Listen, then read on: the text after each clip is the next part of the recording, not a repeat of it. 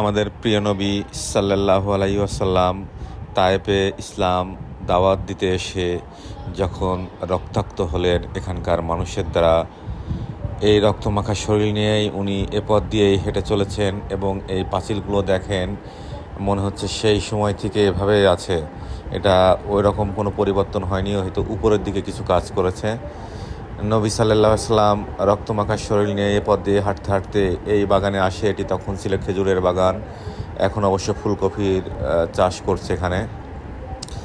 এই খেজুরের বাগানে বসে উনি কিছু খেজুর খান এবং এই খেজুর যিনি খাওয়ালেন এই বাগানে থাকা অবস্থায়, ওনার নাম হচ্ছে আদ্দাস। এই আদ্দাস, এই মসজিদটি দেখছেন, এই মসজিদটির নামকরণ মূলত করা হয়েছে ওনার নামে, আদ্দাস মসজিদ।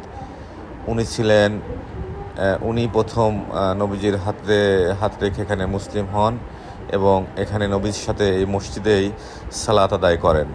এজন্য এই মসজিদের নাম হয় আদ্দাস নাসরানি মসজিদ। হ্যাঁ, এইখানেই নবী সাল্লাল্লাহু আলাইহি সাল্লাম নামাজ পড়েন ওনাকে নিয়ে। এই সেই মসজিদ আমরা আসলাম, দেখলাম, এবং আমার বক্তব্যে কোনো ভুল থাকলে অবশ্যই ধরিয়ে দিবেন।